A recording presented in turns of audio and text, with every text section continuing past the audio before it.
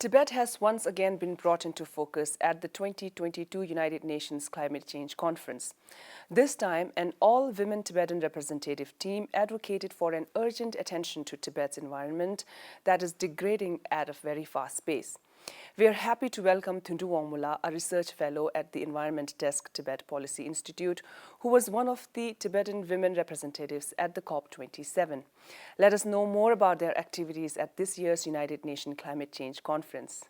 Dhondup, tell us about the composition of your team this time, and you have presented a set of recommendations for a climate action policy. Can you briefly explain to the viewers what are the recommendations? Okay, first of all, the 2022, the COP27 was held in the Egypt, Sharm el-Sheikh, Egypt, and for this year we have 4 representatives who are representing for Tibet this year. And I, from the Tibet Policy Institute, Central Tibetan Administration, and Lobsang Yanzo from the ITN, Tenzin Chuki from the Tibet Watch, and Kenzon from the SFT. Four of us had attended COP27 this year, and we have 3 recommendations climate action policy for the COP27. And the first recommendation is the strategic importance and ecological importance of the Tibetan Plateau, which include why Tibet is called as the third pole and why Tibet is called as the water tower of Asia, and why Tibetan Plateau is the water security of the Southeast Asian countries. And the second recommendation for this year is that we urge the United Nations to improve and access and the transparency of the scientific research on climate change. In particular, inclusion of the Tibetan traditional knowledge into the collaborative work or into the climate action. And also the third point is we need to urge for the right-based approach. Right-based approach basically involves the equality, and also it distract from the discrimination, and it empowers Tibetans to speak for the right of the individual. And I will tell the brief about the COP27. Basically what we go and what happened over there is that we only have access to enter into the blue zone, which we need to get accredited from the UNFCCC. And actually the COP is for the 2 weeks. For first week and second week is for the 2 weeks, but we have choose to stay for the 1 week. Oh, why is that? And what is blue zone? Basically the blue zone is that at the blue zone we need to get accredited from the UNFCCC, and for that we get a one identity card, and that for identity card it is written we are labeled as observer. So we can at the blue zone there are so many pavilions from the different countries. So we can go there and we can discuss and we can raise questions regarding the environmental issues inside Tibet to the different delegates from the different countries. All right. So you talked about the recommendations. The second point, importance of voices of the Tibetans, right?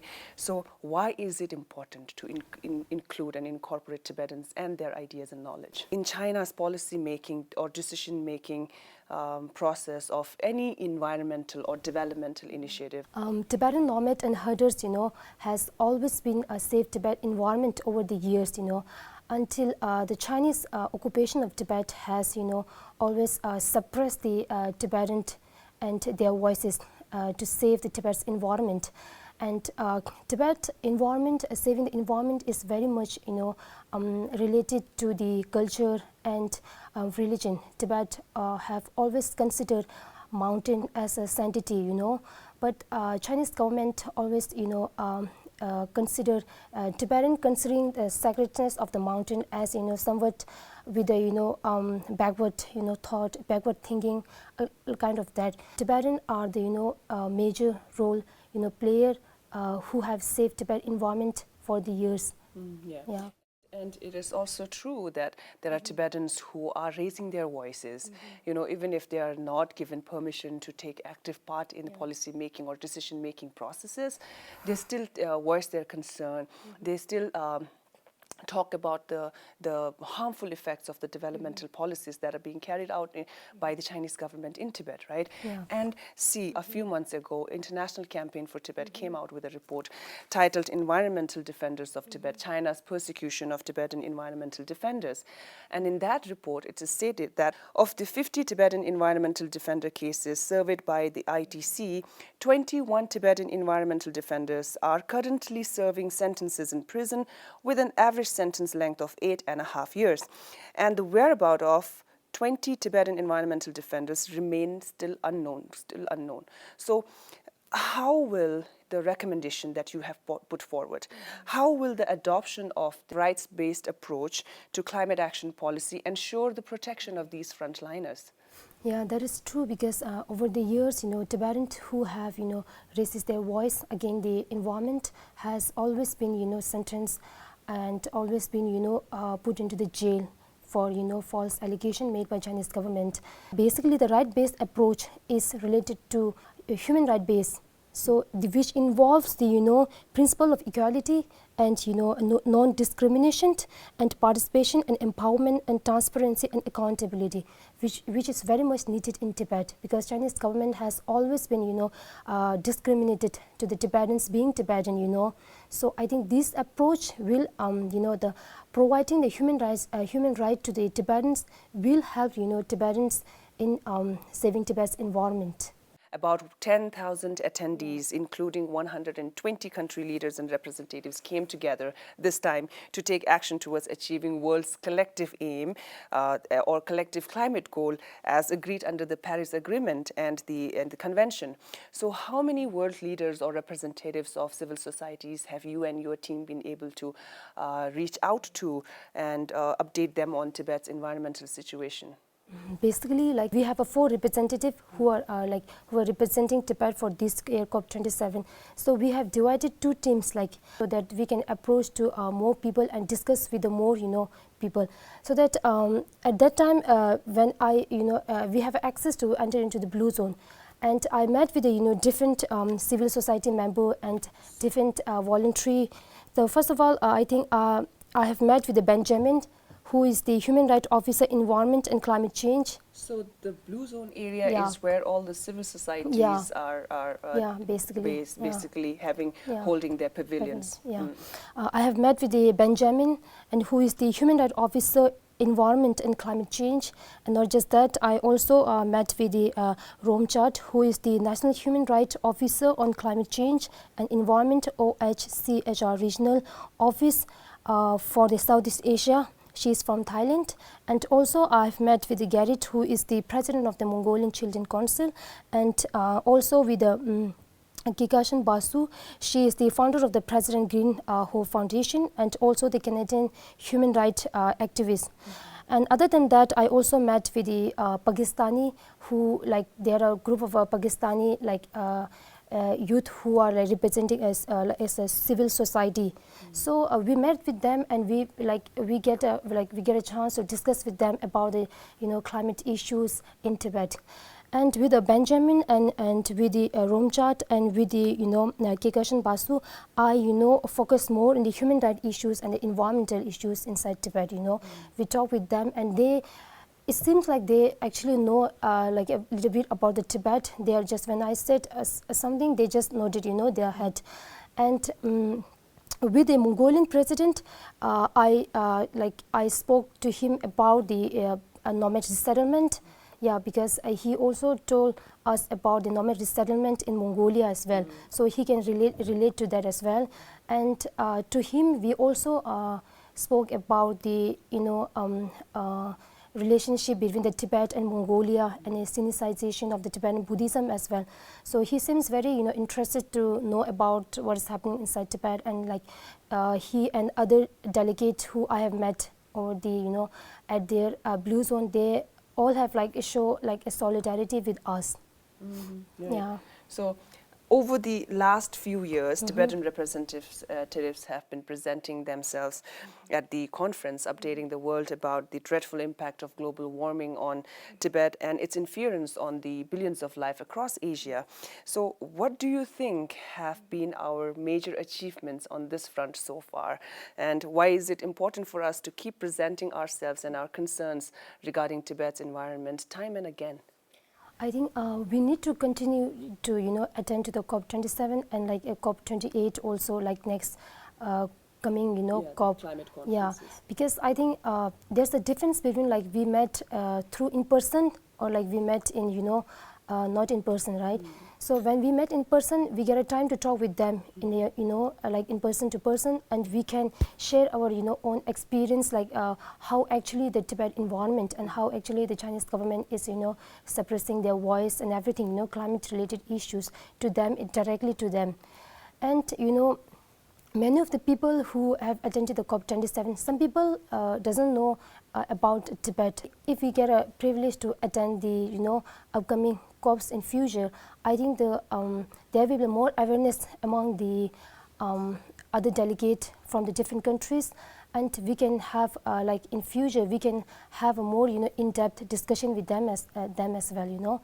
And secondly, I think while we are going there, we can we have create a bond and network with them as well. So I think to involvement with any collaboration work from the other countries, I think to attend the COPs is very important, because it will create a more bond and more network with them.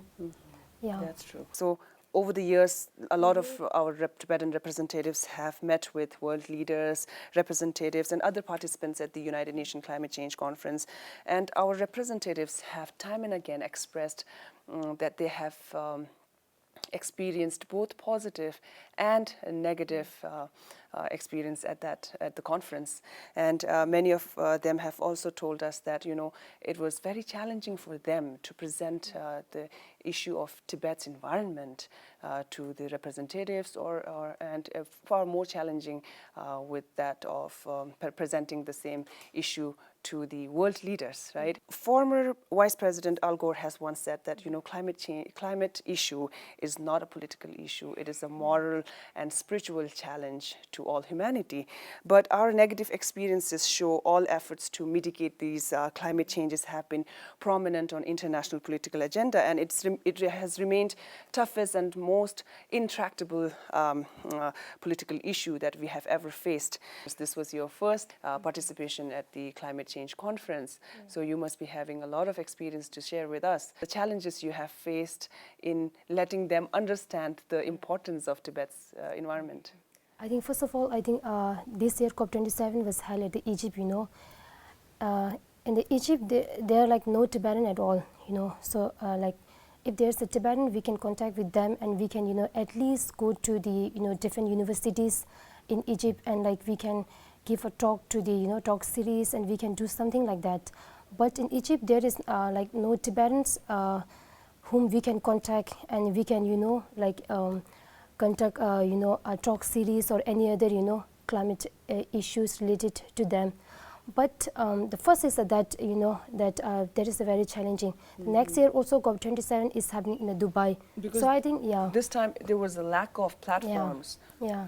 We need to more harder for this year, and for the next year also the COP is happening in Dubai. So Dubai is also I don't think like very much more Tibetan are staying there, so that the similar challenges will be happen in the next COP as well, I think. Yeah, and this year I think that first challenge is like we can't easily find the right people whom we can talk to. Like the right people can, I think, thoroughly and directly help Tibetan climate issues into the world, into the international platform. It is like hard for us to search for the right people, and for the higher officials, they like give like we want to talk to them for like an hours and for like half hours, like we can only get a time like to speak to them for like only like 1, 2, 3 seconds, and we can only like get to hand them our joint briefing paper. So that is like quite challenging, like because if we can get a chance to meet like longer time with the higher official, then we can at least tell them about the Tibet environmental issues and climate crisis to them. That is the first the challenging. And second is that in Egypt also, like all the expenses, they're like for the traveling and everything is quite expensive. So it is like it is very like expensive over there as well. These are also specifically I try to meet with more civil society members so that they can they are giving a lot of time with us, so we can at least talk to them about the environmental issues, like all the environmental issues in Tibet, whether it is about the exploitation of the minerals, whether it is about the damming on Tibet rivers, and about the nomad resettlement also, so we got a lot of time to talk with them, to the civil society members. So next year also, I think I'm going to, we are going to target to, we are going to target to meet more, more people, and to, create more awareness of Tibet's environment to the, to bring Tibet, environment to the, global, so that, yeah, Tibet climate can be heard to the whole world. Thank you, Dhondula. Congratulations on successful participation at COP27 this year, and good luck for the next climate change conference. Yeah, thank you. Under China's repressive policies, Tibet's environment and environmental activists in Tibet continue to face existential threat, and China's vital role in global economy excludes or sidelines all discussions on Tibet, including its environment. Nevertheless, Tibetans will continue to raise voices for Tibet's environment whenever opportunity arises.